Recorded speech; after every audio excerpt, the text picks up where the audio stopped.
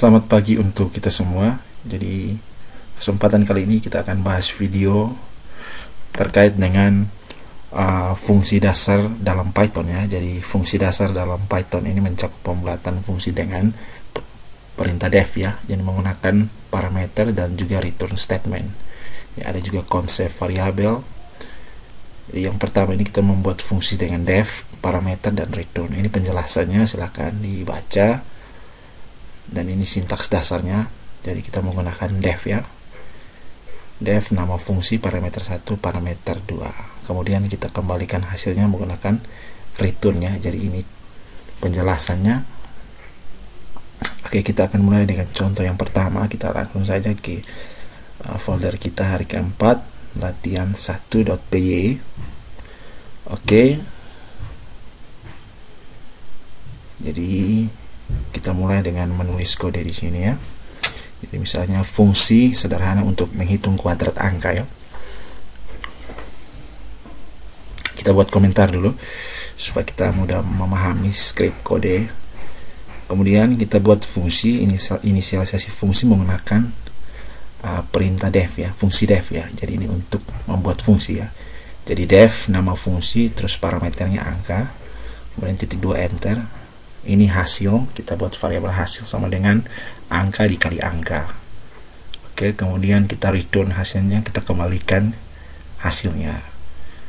Kemudian kita lanjut untuk memanggil fungsi. Jadi cara panggil fungsi dalam Python, kita cukup dengan menulis nama fungsinya. Ya, jadi kita ini selesai juga. Inisial variabelnya 5. Kemudian hasil kuadrat kita buat seperti contoh, hasil kuadrat sama dengan kuadrat, kita panggil fungsi kuadrat yang kita sudah buat, kemudian kita tambahkan variabel nilai yang isinya 5. Oke, kemudian kita cetak gunakan F fungsi untuk printnya. Jadi stringnya kuadrat dari nilai, jadi kuadrat dari 5 adalah buka kurung awal, kemudian hasil kuadrat. Oke, jadi ini scriptnya kita simpan, kita save saja, kemudian kita run file, Python file di terminal ya. Kuadrat dari 5 adalah 25 ya. Jadi ini fungsinya kuadrat, kita kembalikan hasilnya. Jadi nanti kita kirim nilai 5 ini ke fungsi kuadrat, kemudian nilai ini akan diganti dengan angka. Jadi angkanya sudah bernilai 5, jadi 5 dikali 5 sama dengan 25. Misalnya kita kirim nilai 6 ke fungsi kuadrat, maka hasilnya 36. Jadi seperti itu penggunaan fungsinya. Kita coba jalankan di terminal. Dan ini caranya di virtual environment kita. Kemudian kita masuk di direktori hari keempat. Ya, caranya cd nama folder kita. Kemudian kita coba panggil nama file kita, enter. Ups, masih salah ya. Oke, kita coba hapus run saja, kemudian kita enter. Ups, masih salah, sebentar. Latihan Python latihan 1.py. Ya, berhasil ya. Jadi ini cara menjalankan di terminal.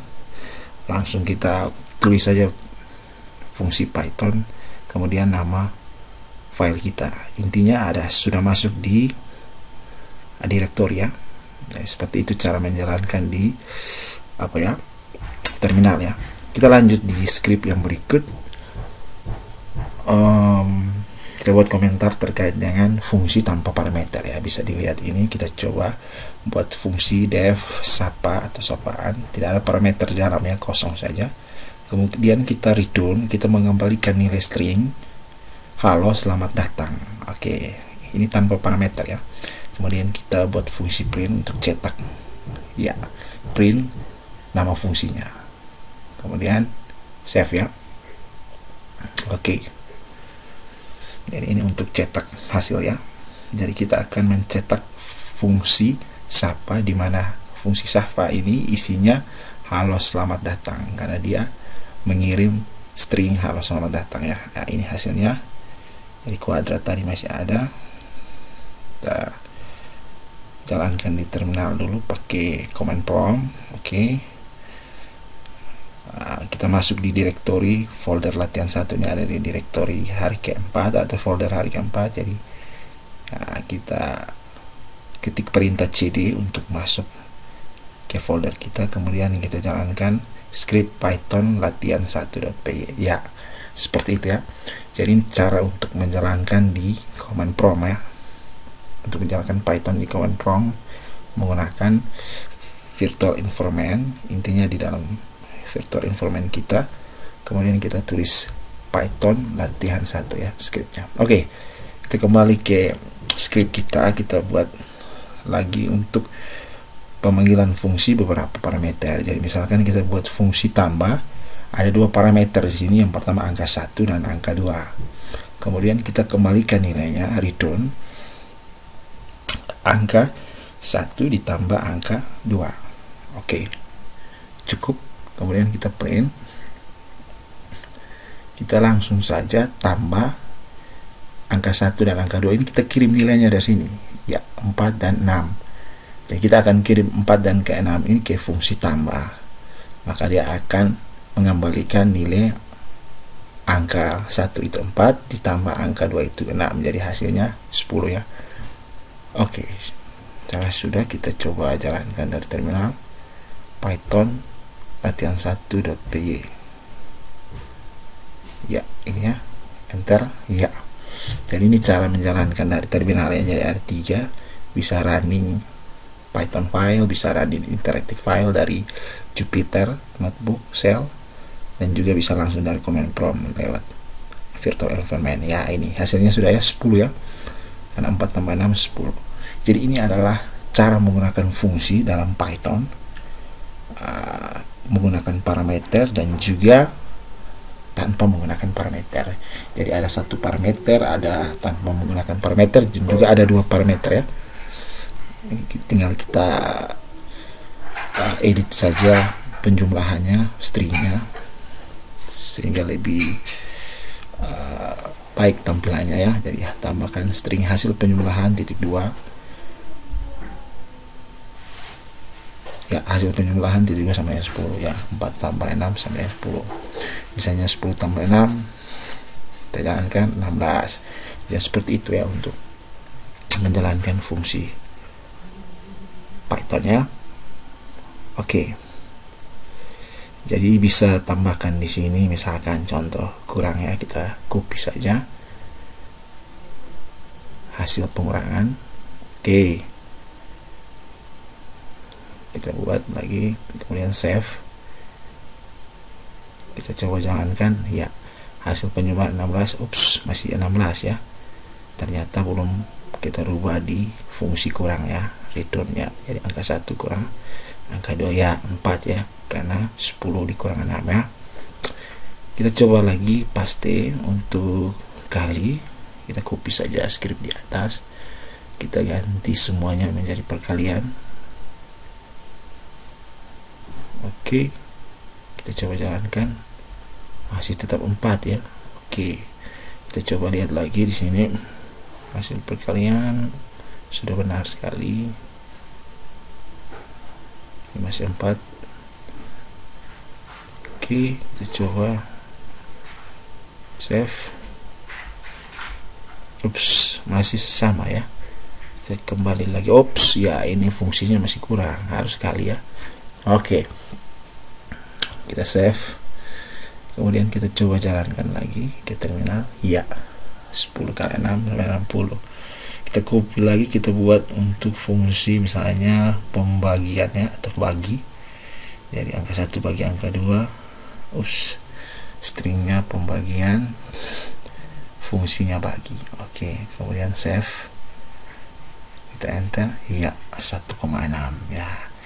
Jadi ini cara sederhananya menggunakan fungsi. Ini penjelasan kodenya. Fungsi kuadrat menerima parameter angka, kemudian mengembalikan hasil kuadratnya. Fungsi sava tidak punya parameter. Fungsi tambah tadi ada parameter 2 angka, makanya kita jabarkan lagi, tambah lagi menjadi fungsi pengurangan, perkalian dan pembagian ya. Jadi menggunakan 2 parameter. Ini sudah tadi Ini ada dua ya, kita hapus satu aja, pengurangan ini hapus. Iya.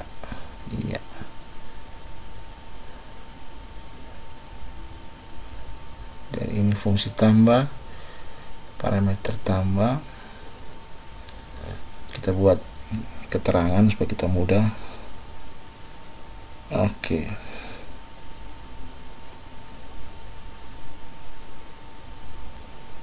Misal kita ganti di sini 3/6 ya. Ya, ini. Ya, saya rasa sudah. Untuk itu silahkan diuji coba. Kita buat lagi untuk memahami skop variabel atau variabel lokal dan juga variabel global ya. Ya, kita coba buat file baru. Jadi ini penjelasannya, skop ini menentukan variabel dapat diakses dalam program, sedangkan ada lokal ya. Jadi lokal ini khusus didefinisikan di fungsi, sedangkan global ini dia didefinisikan di luar fungsi ya. Oke. Kita coba langsung praktek. Ini variabel global. Kita coba inisialisasinya variabel global ini. Misalnya dengan nama variabel total, nilainya sama dengan 100. Oke, kemudian kita buat fungsi tambah nilai dengan mengirim parameter angka. Kemudian kita buat lagi variabel lokal. Jadi variabel lokal ini di dalam fungsi, variabel global ini di luar fungsi ya. Itu intinya. Kemudian kita buat lagi variabel lokal total. Jadi ini bebas ya, tergantung dari penamaan Anda. Intinya konsisten nama variabelnya ya. Misalnya lokal total sama dengan total variabel global tadi ditambah dengan angka. Kemudian kita tambahkan dulu keterangannya. Misalnya ini akses variabel global ya, karena kita mengakses variabel total di mana dia merupakan variabel global ya. Kemudian kita return atau mengembalikan nilai total. Setelah itu kita coba print, cetak hasilnya atau tambah fungsi tambah nilai 50 ya. Oke, jadi nanti 50 ditambah dengan 100, jadi hasilnya 150. Oke. Jadi kita mengirim 50 ke fungsi tambah nilai, di mana diganti parameter angkanya menjadi 50, kemudian ditambah dengan variabel total, yakni variabel total pertama itu 100 ya, makanya hasilnya 150. Oke, kemudian kita tambahkan keterangan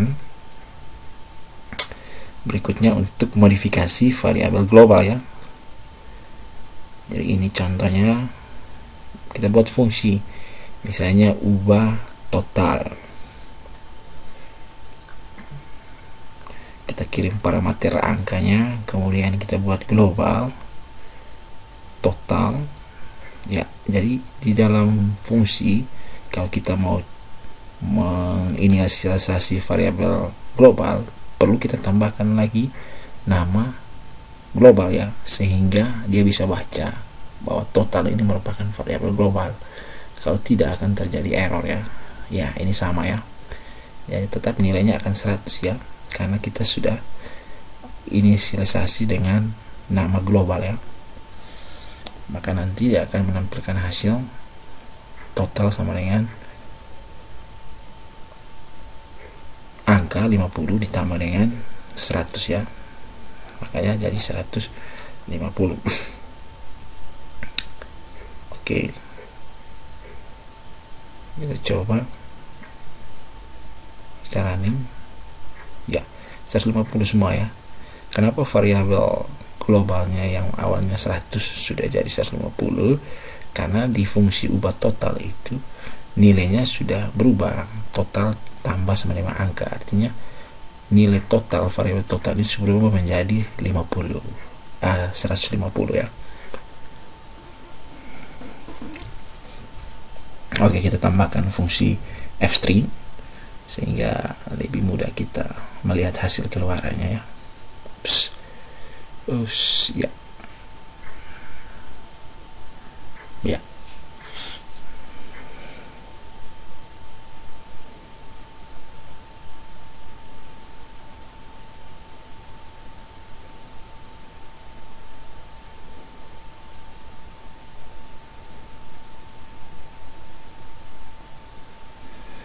hasil ubah totalnya,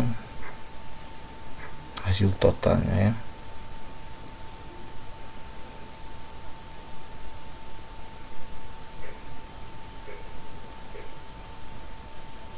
Ini hasil tambah nilai.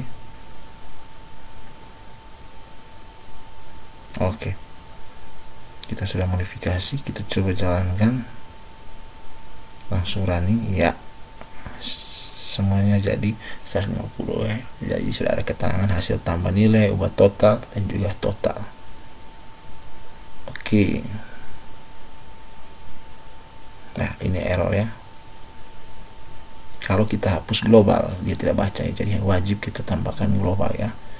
Kalau kita tidak tambahkan global, dia tidak kenal ya. Jadi harus tambah global total ya. Ya, sudah berhasil. Kita coba running di Jupyter juga sudah berhasil. Oke, saya rasa sudah. Ini coba kita running yang tadi untuk latihan 1 di Jupyter Notebook. Jadi bebas ya, ada 3 cara runningnya. Jadi ini penjelasannya, silahkan dibaca ya. Lokal total, ada ubah total, kata kunci global memungkinkan modifikasi variabel. Tanpa global, mencoba membuat total, fungsi akan membuat variabel berubah dengan nama yang sama. Jadi hindari penggunaan berlebihan variabel global karena dapat membuat kode sulit dilacak. Oke, saya rasa itu untuk variabel global dan variabel lokal. Kita coba masuk di latihannya untuk membuat fungsi sederhana menghitung faktorial ya. Jadi di sini faktorial ini perkalian semua bilangan bulat positif dari 1 sampai dengan n. Jadi ini contohnya, misalnya 5 berarti 5 kali 4 kali 3 kali 2 kali 1. Seperti itu ya. Jadi kita kasih nama contoh 1. Kita buat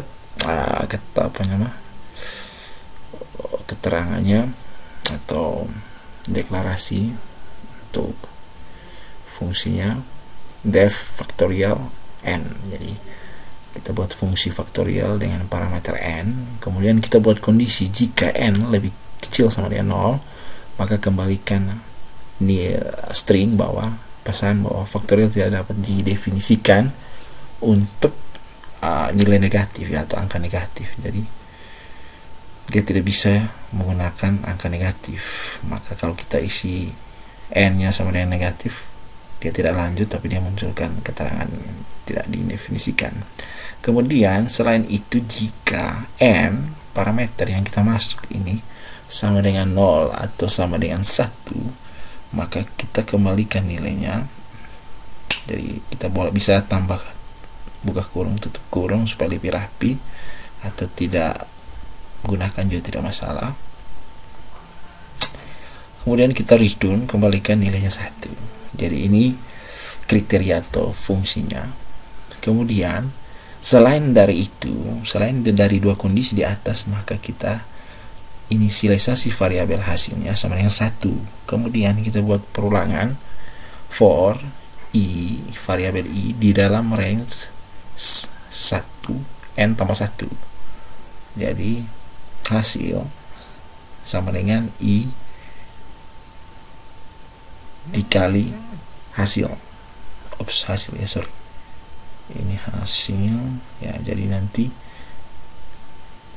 hasil yang 1 ini nanti dia akan kali i. Pertama i nya 1 kali 1, kemudian i nya 2 karena n tambah 1 ya, sampai di yang kelima. Jadi 1 kali 2, 2 kali 3, 3 kali 4, 4 kali 5. Oke, itu fungsi dari faktorial ya. Kita menguji fungsinya, misalkan kita cetak nilai faktorial sama dengan faktorial ini, parameternya 5. Kita mau cari faktorial dari 5 ya. Oke, misalnya parameternya 5, parameternya 0, kemudian parameternya min 3 ya. Kita akan coba hasilnya seperti apa. Oke, jangan lupa di save, Ctrl S, kemudian kita running. Ya, ini variabel nilai faktorial 111. Ups. Kita lihat faktorialnya masih 1. Kita coba cek sini.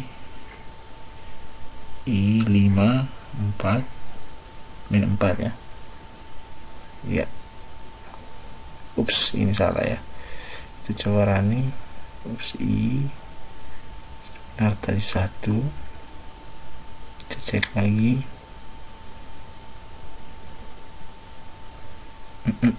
Oke, masih 1 dikali ya, sudah benar ya, sudah pas, tidak masalah fungsinya. Kita coba lagi, masih tetap sama ya.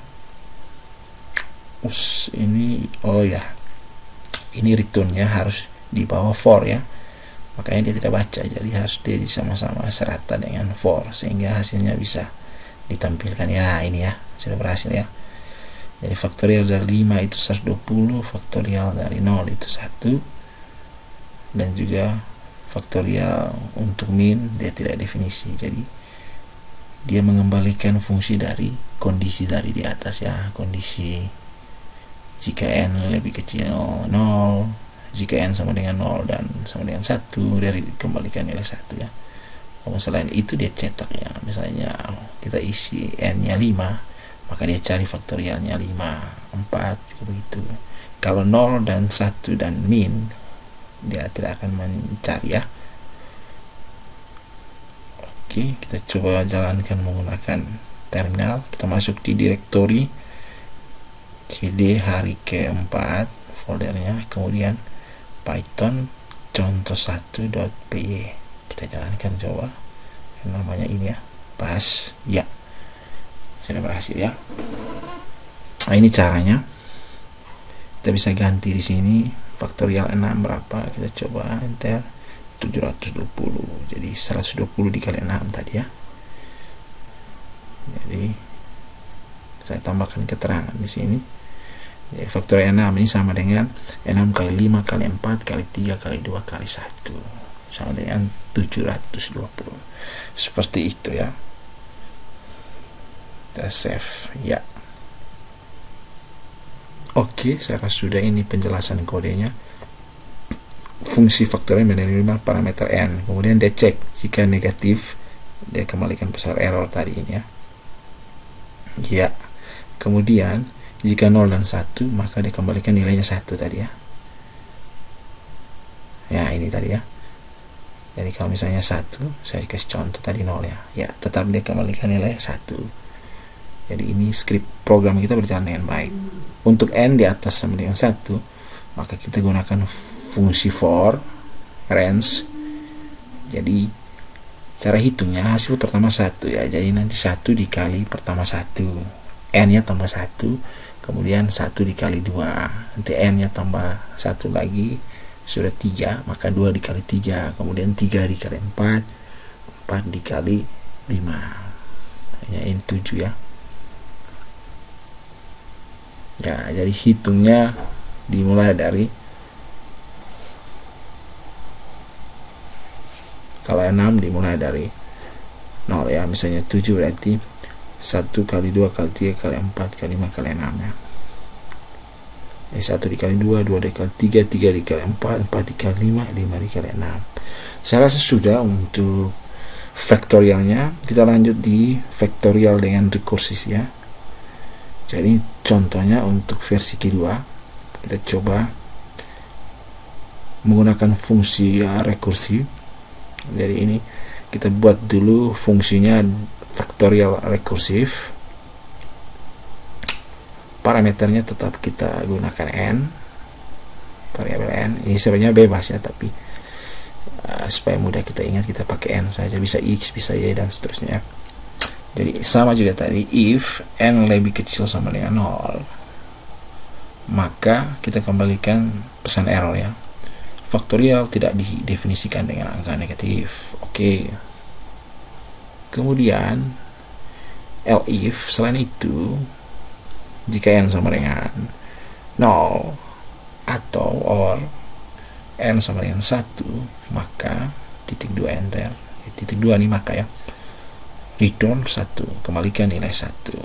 Else artinya selain dari kondisi di atas, maka kita mengembalikan nilai menggunakan fungsi rekursif n dikali faktorial rekursif n dikurang 1. Ini fungsi faktorial rekursif ya. Jadi n akan dikali dengan n kurang 1 ya. Jadi misalnya n nya 5, berarti 5 dikali 4 ya, kemudian 4 dikali 3, kemudian dan seterusnya. 5 kali 4 misalnya 20, kemudian 20 lagi dikali n 4 kurang 1 3 ya, 20 dikali 3 60 dan seterusnya. Menguji fungsinya ya.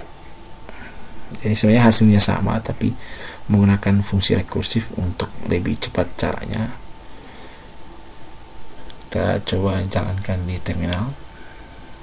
Contoh 2 tadi ya. Oke. Nah, ini sudah sama ya, hasilnya sebenarnya sama, cuman lebih sederhana menggunakan fungsi rekursif ya. Jadi n ini 5 ini dikali dengan n kurang 1 4, kemudian hasilnya 20 kan, dikali lagi dengan 4 kurang 1 3 ya, berarti 20 dikali 3 60, nanti 60 dikali dengan 2 120 ya, 120 dikali dengan 1 dan seterusnya. Nah, ini misalnya 7 ya, 7 dikali 6 6 dikali 5 sampai hasilnya 5040. Jadi ini fungsi rekursif ya, sederhana saya rasa sudah ini ya, silakan di save. Jadi fungsi rekursifnya ini penjelasan kodenya. Rekursif memanggil dirinya sendiri ya dengan nilai n dikurang 1 hingga mencapai kasus dasar n sama dengan 0. Oke ya, cukup. Untuk n sama dengan 5 ya, 5 dikali rekursif 4, kemudian 5 dikali rekursif 3, 4 dikali dan seterusnya ya, hasil akhirnya seperti tadi ya. Misalnya 7 berarti 7 kali 6 kali 5 kali 4 dan seterusnya sampai ke 1. Oke, saya rasa sudah untuk sementara ini. Nanti kita akan lanjut di contoh berikut terkait dengan contoh program sederhana dengan menggabungkan 3 konsep tadi ya. Sekian dan terima kasih.